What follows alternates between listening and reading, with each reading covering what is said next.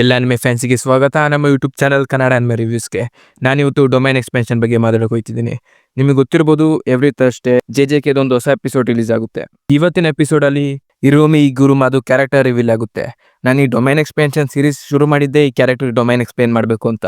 ಈ character domain ಹೆಸರು deadly sentencing. ಅದಕ್ಕಿಂತ ಮುಂಚೆ ಈ ಕ್ಯಾರೆಕ್ಟರ್ ಬಗ್ಗೆ ಸ್ವಲ್ಪ ಮಾತಾಡೋಣ. ಇವನು ಕರ್ಸ್ ಟೆಕ್ನಿಕ್ ಕಲ್ತಿದ್ದು, ಕೆಲವೇ ಸಮಯದಲ್ಲಿ ಒಂದು ಕರ್ಸ್ ಟೆಕ್ನಿಕ್ ಮತ್ತೆ ಡೊಮೈನ್ ಎಕ್ಸ್ಪೆನ್ಷನ್ ನ ಕಲ್ತಿದ್ಯವನು. ಇವನ್ಗೆ ರೀಸೆಂಟ್ ಆಗಿ ಕರ್ಸ್ ಎಲ್ಲ ಕಾಣಿಸಕ್ ಶುರು ಮಾಡಿದ್ದು. ಅವಾಗಲೇ ಇವನು ಒಂದು ನಾನ್ ಲೀಥಲ್ ಡೊಮೈನ್ ಎಕ್ಸ್ಪೆನ್ಷನ್ ನ ಕಲಿತಾನೆ. ಅದರ ಹೆಸರೇ ಡೆಡ್ಲಿ ಸೆಂಟೆನ್ಸಿಂಗ್. ನಾನು ಮುಂಚಿನ ವಿಡಿಯೋದಲ್ಲಿ ಹೇಳ್ದಂಗೆ ನಾನ್ ಲೀಥಲ್ ಡೊಮೈನ್ ಎಕ್ಸ್ಪೆನ್ಷನ್ಗೆ ಸೆಟ್ ಆಫ್ ರೂಲ್ಸ್ ಇರುತ್ತೆ. ಏನು ಸೆಟ್ ಆಫ್ ರೂಲ್ಸ್ ಈ ವಿಡಿಯೋದಲ್ಲಿ ತಿಳ್ಕೊಳ್ಳೋಣ. ಈಗ ನಮ್ಮ ಇಗುರುಮಾ ಒಂದು ಡೊಮೈನ್ ಎಕ್ಸ್ಪೆನ್ಷನ್ ಯೂಸ್ ಮಾಡಿದಾಗ ಯೂಸರ್ ಮತ್ತೆ ಅಪೋನೆಂಟ್ ಇಬ್ರು ಒಂದು ಕೋರ್ಟ್ ರೂಮಿಗೆ ಹೋಗ್ತಾರೆ. ಆ ಕೋರ್ಟ್ ರೂಮಲ್ಲಿ ಯಾವುದೇ ರೀತಿಯ ವೈಲೆನ್ಸ್ ಅಲೌಡ್ ಇಲ್ಲ. First rule. ಆಟೋಮೆಟಿಕ್ ಆಗಿ ಎನಿಮಿ ಒಬ್ಬ ಡಿಫೆಂಡೆಂಟ್ ಆಯ್ತಾನೆ, ಮತ್ತೆ ನಮ್ಮ ಇಗುರುಮಾ ಒಂದು ಪ್ರಾಸಿಕ್ಯೂಷನರ್ ಆಯ್ತಾನೆ.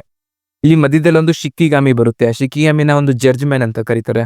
ಈಗ ಶಿಕಿಗಾಮಿ ರ್ಯಾಂಡಮ್ ಆಗಿ ಒಂದು ಕ್ರೈಮ್ ನ ತಗೊಳ್ತಾನೆ, ಡಿಫೆಂಡೆಂಟ್ ಮಾಡಿರೋದು. ಅದು ಡಿಫೆಂಡೆಂಟ್ ಮಾಡಿರ್ಬೋದು ಅಥವಾ ಮಾಡ್ದೇನೆ ಇರ್ಬೋದು. ಒಂದು ರ್ಯಾಂಡಮ್ ಆಗಿ ಒಂದು ಕ್ರೈಮ್ ನ ತಗೊಳ್ತಾನೆ. ಅದ್ರ ಮೇಲೆ ಒಂದು ಕೋರ್ಟ್ ರೂಮ್ ನಡೆಯುತ್ತಿಲ್ಲಿ. ಈಗ ಜಡ್ಜ್ಮೆನ್ಗೆ ಆಟೋಮೆಟಿಕ್ ಆಗಿ ಎಲ್ಲ ನಾಲೆಜ್ ಬಂದಿರುತ್ತೆ. ನಮ್ಮ ಪ್ರಾಸಿಕ್ಯೂಷನ್ ಮೇಲೆ ಆಗಿರ್ಬೋದು ಅಥವಾ ಡಿಫೆಂಡೆಂಟ್ ಮೇಲೆ ಆಗಿರ್ಬೋದು, ಇಬ್ರು ಏನೇನ್ ಮಾಡಿದ್ದಾರೆ ಅದೆಲ್ಲಾನು ನಾಲೆಜ್ ಶಿಕಿಗಾಮಿಗೆ ಬಂದಿರುತ್ತೆ. ಕೋರ್ಟ್ ರೂಮ್ ಅಲ್ಲಿ ಯಾವುದೇ ರೀತಿಯ ವೈಲೆನ್ಸ್ ಮಾಡಕ್ಕಾಗಲ್ಲ, ಸುಮ್ಮನೆ ಸ್ಟಿಲ್ ಆಗಿರ್ಬೇಕು ಅವರು. ಈಗ ಪ್ರಾಸಿಕ್ಯೂಷನ್ ಅಪೋದ ಮಾಡ್ತಾನೆ ಎನಿಮಿ ಮೇಲೆ, ಏನೇನು ಆ ಸಿಚುವೇಶನ್ ಎಕ್ಸ್ಪ್ಲೇನ್ ಮಾಡ್ಕೊಂಡು ಆ ಕ್ರೈಮ್ ಏನೇನ್ ಮಾಡಿದ್ಯಾ ಅಂತ. ಅವಾಗ ಅಪೋನೆಂಟ್ಗೆ ಡಿಫೆಂಡ್ ಮಾಡಕ್ಕೆ 3 ಚಾನ್ಸಸ್ ಇದೆ. ಒಂದು, ಅವನು ಸೈಲೆನ್ಸ್ ಆಗಿರ್ಬೋದು, ಏನು ಮಾತಾಡಲ್ಲ, ಅವನು ಹಂಗೆ ನಾರ್ಮಲ್ ಆಗಿ ಬಿಟ್ಟು ಬಿಡ್ಬೋದು.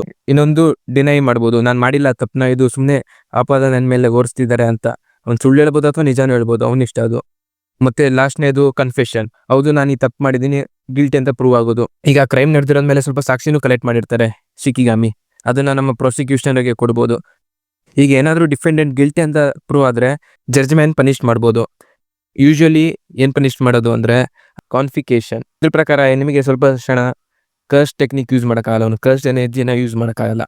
ಡಿಫೆಂಡೆಂಟ್ ಏನಾದರೂ ಕನ್ಫೆಷನ್ ಮಾಡ್ಬೋದು, ಬೇಕಾದ್ರೆ ರೀಟ್ರಯಲ್ ಕೂಡ ಅಪ್ರೋಚ್ ಮಾಡ್ಬೋದು. ಅಥವಾ ಶಿಕಿಗಾಮಿ ಕ್ರೈಮ್ ಏನಾರ ತುಂಬಾ ಸೀರಿಯಸ್ ಆಗಿದ್ರೆ ಇನ್ನೊಂದು ಸೆಂಟೆನ್ಸ್ ಕೊಡ್ಬೋದು, ಕಾನ್ಫಿಕೇಶನ್, ಡೆತ್ ಸೆಂಟೆನ್ಸಿಂಗ್. ಈ ವರ್ಡಿಟ್ ಕೊಟ್ಟ ತಕ್ಷಣ ನಮ್ಮ ಇಗುರುಮಾಗೆ ಒಂದು ಸ್ವಾರ್ಡ್ ಸಿಗುತ್ತೆ. ಆ ಸ್ವಾರ್ಡ್ ಹೆಸರು ಎಕ್ಸಿಕ್ಯೂಷನ್ ಸ್ವಾರ್ಡ್. ಆ ಸ್ವಾರ್ಡು ಡೈರೆಕ್ಟ್ ಸೋಲ್ ಮೇಲೆ ಅಟ್ಯಾಕ್ ಮಾಡುತ್ತೆ, ಬಾಡಿ ಮೇಲೆಲ್ಲ. ಅಪೋನೆಂಟ್ ನ ಈಸಿಯಾಗಿ ಮುಗಿಸ್ಬೋದು ಆ ಸ್ವಾರ್ಡ್ ಯೂಸ್ ಮಾಡಿ. ಇದಾಗಿತ್ತು ಒಂದು ನಾನ್ ಲೀಥಲ್ ಡೊಮೈನ್ ಎಕ್ಸ್ಪೆನ್ಷನ್. ಬೇರೆ ಬೇರೆ ನಾನ್ ಲೀಥಲ್ ಡೊಮೈನ್ ಎಕ್ಸ್ಪೆನ್ಷನ್ಗೆ ಬೇರೆ ಬೇರೆ ರೂಲ್ಸ್ ಇದೆ, ಆದರೆ ಡೆಡ್ಲಿ ಸೆಂಟೆನ್ಸಿಗೆ ಈ ರೂಲ್ಸ್ ಇದೆ.